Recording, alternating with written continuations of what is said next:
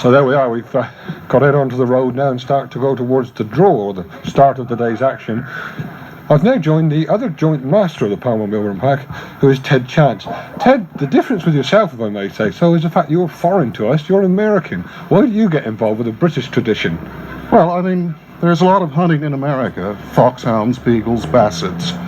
And I come from a particularly intensive area, which is southeastern Pennsylvania, where there's a pack of foxhounds who has an English huntsman, Gerald Keel, who was first whip of the Devon and Somerset about 5 years ago. So there's a strong tradition of hunting from my part of the world. Is the hunting the same over there? Well, the same in the fact that the hounds do the same thing. They have their quarry, and they hunt it, and the people are enthusiastic. And hunting is something I think is just in certain people's blood. And what about the hares over there? Are they the same hare? No, the main problem with beagling and basseting is the fact that the European brown hare is not native to North America and was imported to northern New Jersey just after the war. However, importation of foreign game animals is now illegal under American law. There is still a population that's been in that part of the world for, 30 years now. However, other packs in other countries rely on two things, either hunting imported Kansas jackrabbits, which are not the same type of quarry as the brown hare, because the jackrabbit is really a scaled up cottontail.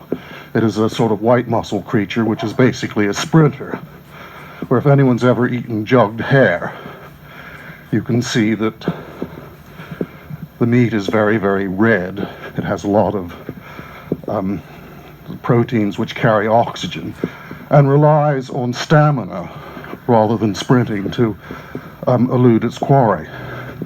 Now in America, the beagles which are hunted are usually smaller than the ones hunting here. We would call the Palmer Milburn pack 15-inch beagles.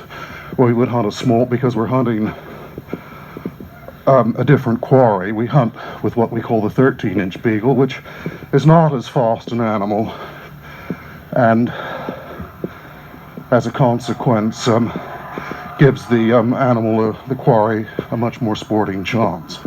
Ted, can I come back to the Palmer Milburn pack of beagles? What made you get involved with them? Just the love of hunting. I came over here about 25 years ago to do a PhD and sort of never went home. And although I started out with foxhounds in America, I whipped into our local pack. I've, done the nitty-gritty in the kennel and whatnot. The love of hunting just doesn't go away. But my basic interest is in the hound work, and hearing the hounds and working with them. And really, the biggest joy to me is watching them track a hare in difficult conditions and find out where she's gone and try and see if they can find out the tricks that she's tried to play on. Right. Well, it's quite a climb up the hill towards the start of the draw here. We can hear a lot of people have joined us behind us, coming up to watch the action. Do you go out every week with them, Ted? Yes.